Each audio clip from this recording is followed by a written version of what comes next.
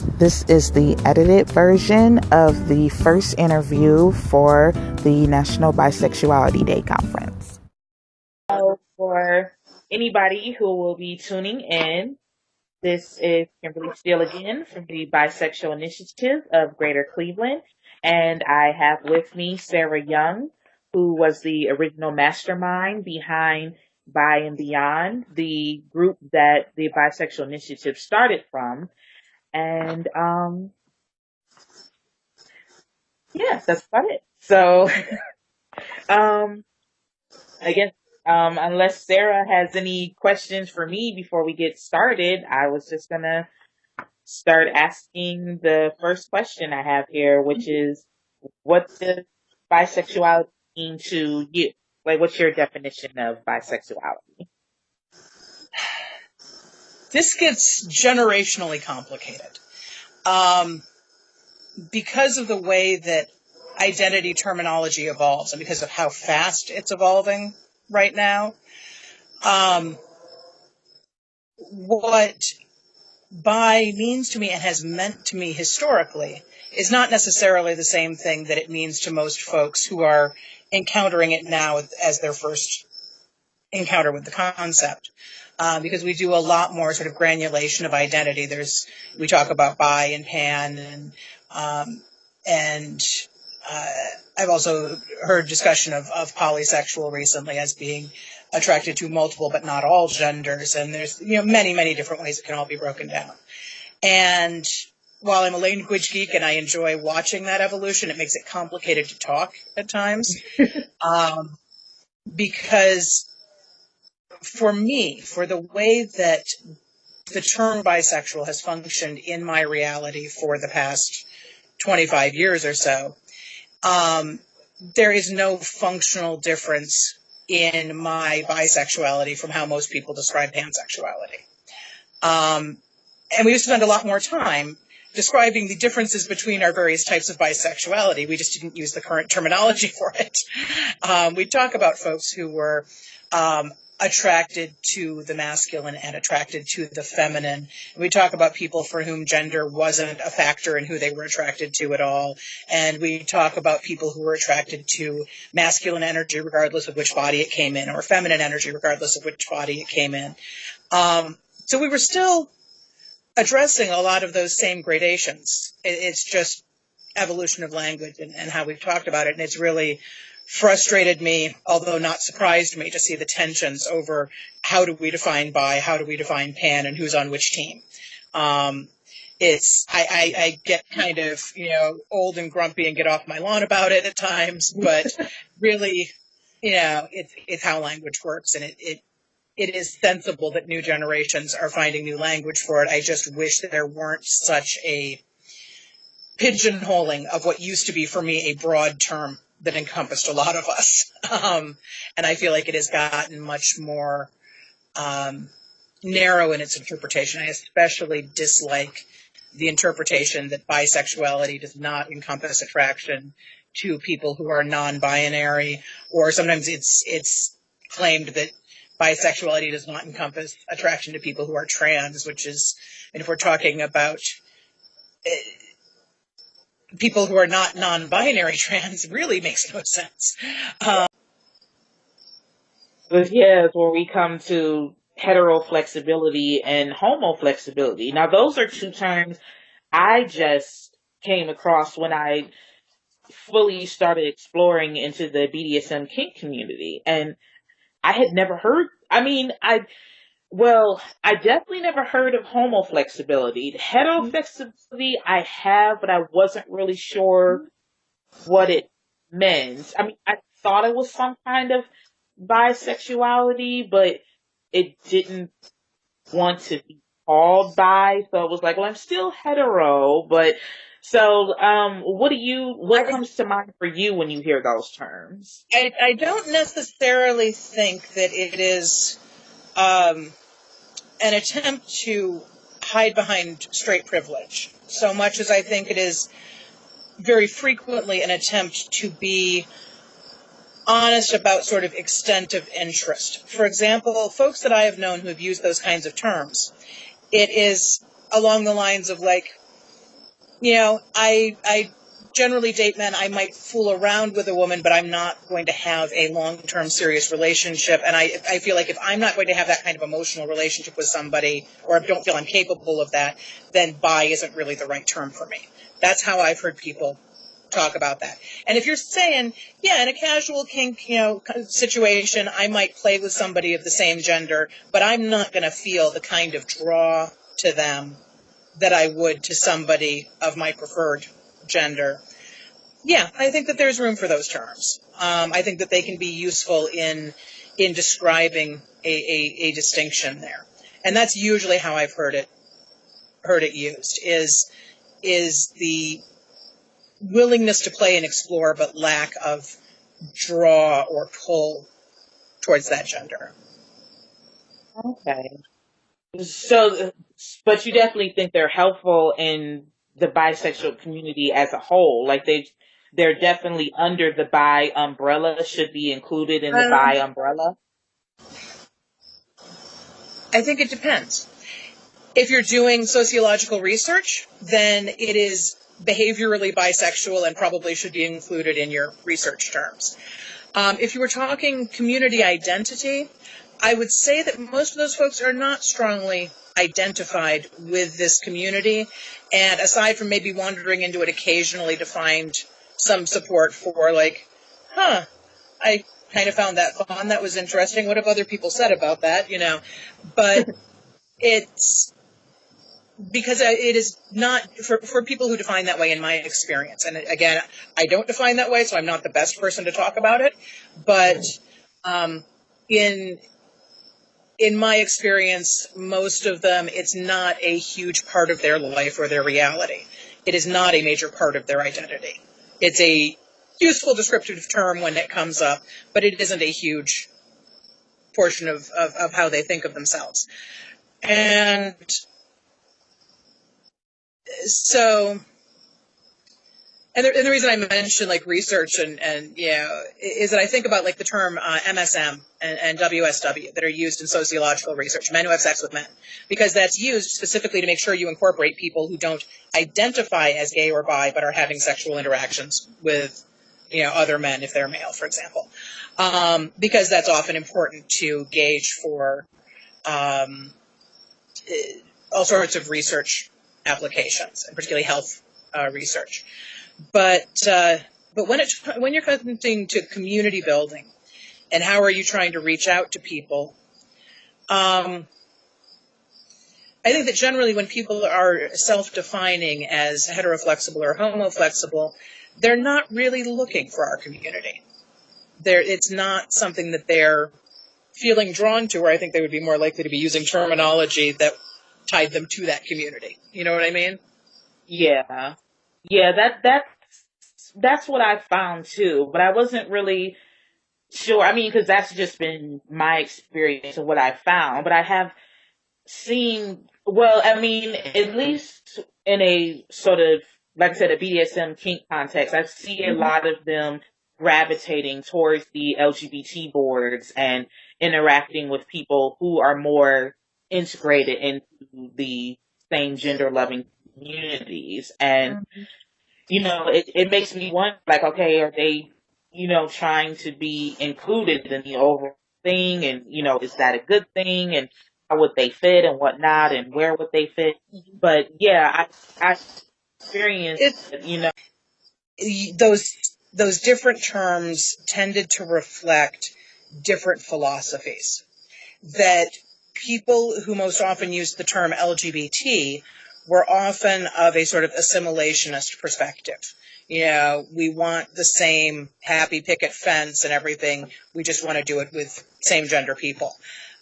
People who used the term queer tended to be very expansionist in their philosophy. We want to blow the doors off the picket fences and have this huge variety of everything, and screw those standards, we're building our own. And that was much more my kind of thing. And so queer has been as important to my sense of identity as bi has, at least, possibly even more so. Because it is an expression of my sense of connection to the larger community beyond just the bi community, and to that philosophy, to the leave no one behind philosophy. The one that does not stand for booting trans folks and kinksters out of our pride parades, for example. The one that talks about the ways that intersectionality affects the queer community too, and that we have our own issues with racism and classism and every other ism, and trying to. I think that fighting for social acceptance usually means leaving people behind. It usually it's kind of like, well, the white gay males have now gotten pretty much what they want, so screw everybody else. And you see folks who kind of peeled off of activism in the community once they got what they needed and screw everybody else. I don't like that.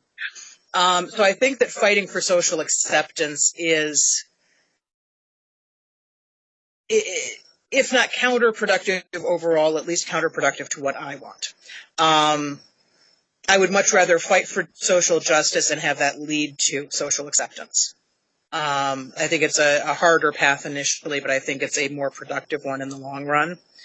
I think it leads to a more authentic acceptance when it does eventually get there. And I think we've seen that in how the queer community's interaction with the rest of the world has evolved over the last 20 years or so. In that, there were plenty of the assimilationist focused fights. And those would be things like, the marriage debate, the military debate, things like that. Those are important matters of basic justice as well. And it's perfectly reasonable that some people fight for those. Neither of those were really my central issue. They really weren't. It's like, I'm sorry, I really have some other things to be doing right now, thanks. I will vote for you. No, bye. And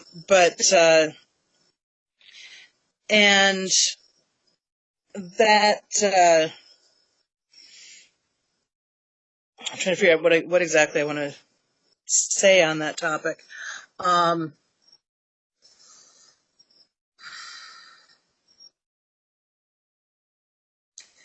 Basically, just that I think that whenever we are working towards acceptance, we'd better be looking around to make sure we are not throwing people under the bus at the same time.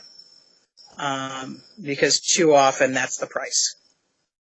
I think I've only got about 14% left on my phone, so we should get to other questions as well.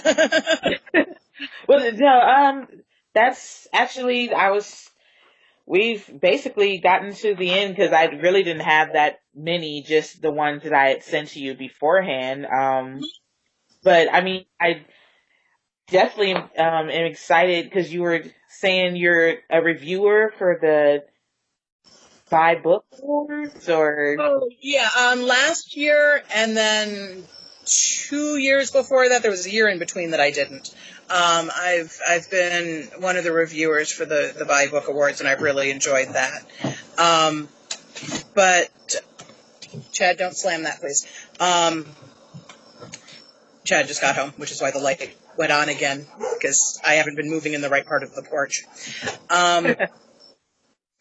But it's sort of I think my one little specifically bi form of activism or engagement at the moment. And I've enjoyed that a lot. It's been a good chance to remember how important it is to see ourselves reflected in fiction. And you'll be happy to know that when we were discussing the bi romance category, we took note of representations, and that it was also important that there was representation of monogamous bisexuality, and those kinds of things did get discussed. But yeah, it was a pretty good experience. I did romance one year and mystery a different year. I've enjoyed both. So, you get to choose the categories that you do each year? Basically, they put out a call for judges. Thank you. And it's sort of a first come, first serve kind of thing. I know they're looking for some additional help doing general maintenance at that organization as well. Actually, I should put you in touch with them, because if you want some ways to stay involved in bi stuff, I know that the current organizer could use some extra help along the way. Okay. Yeah, that'd be great. Because bisexuality is definitely pretty much a forefront in my I guess you want to say activism. It's hard to, like, I wouldn't mind being an activist, but it's hard for me because I'm so introverted. So Mm-hmm. it's like everything that I do, even though I want to be more visible and more present and done things by and beyond it, it's sort of me way out of my comfort zone. It's like I know it's Yep. important to do it, but it's like sometimes it's like, okay, this Yeah, is I'm despite being very loud when people actually do interact with me, I come across very loud and confident. I am mostly a pretty reclusive homebody. I would really rather be on my couch with my critters than just about anything else. So, um, but yeah, when we're done with the interview portion, I'll talk to you some more about the potential of getting involved there, because that might be a really good way to have some of that contact and be involved on,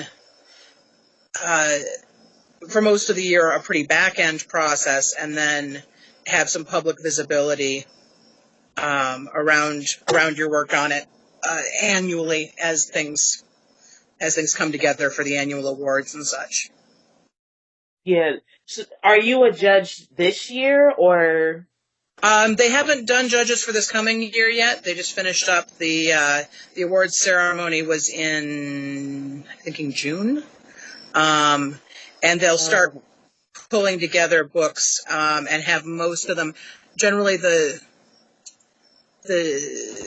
reading starts sometime around October or November, and then continues through about March, and then we meet as groups and discuss and evaluate. And then the actual award ceremony happens in June, if I recall correctly. Doing that from memory, I could be wrong.